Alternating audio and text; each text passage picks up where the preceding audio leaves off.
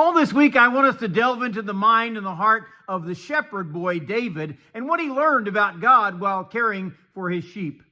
Good morning. This is Pastor Ernie Lewis of the Blue Point Church in Sisney, Illinois, with your thoughts from God's Word for Monday.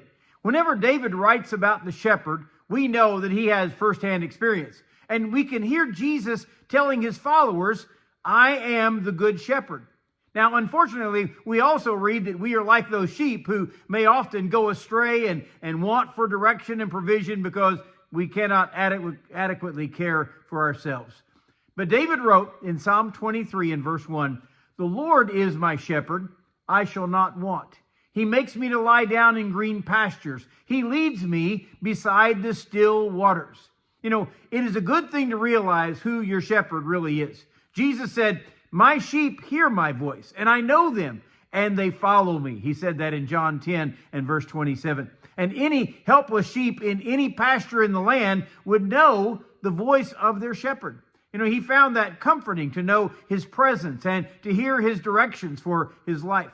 You know, I hope we can say today with a great confidence and faith, the Lord is my shepherd.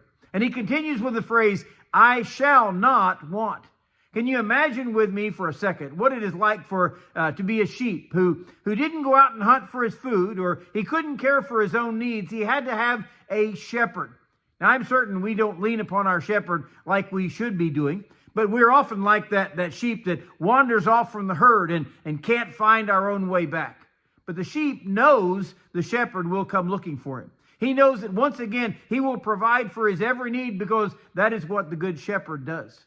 Sometimes we think we aren't getting all that we need, but the shepherd is so wise that he knows more about what we need than we do. He even says here in verse 2, "He makes me lie down in green pastures." There is such a rich picture here of not only taking care of his needs to eat that luscious green grass, but he actually sprawls on the lawn. We find it so comforting here that he has filled his belly and finds a place to rest. He leads me beside the still waters, he says. Now, sheep are actually afraid of a body of water. It's understandable, of course. With their tiny little legs, they cannot swim. And with that big bag of wet wool on their back, they're probably going to be dragged quickly to the bottom. But this shepherd knows they need water, and he leads them to this quiet, restful little spot where the waters are still and inviting, easy for them to drink from. Do we trust in God as our shepherd for providing for our every need? And do we see our provisions as perfect for us and given in just the right way that we shall not want? Do we take comfort today in knowing the Lord is my shepherd, I shall not want?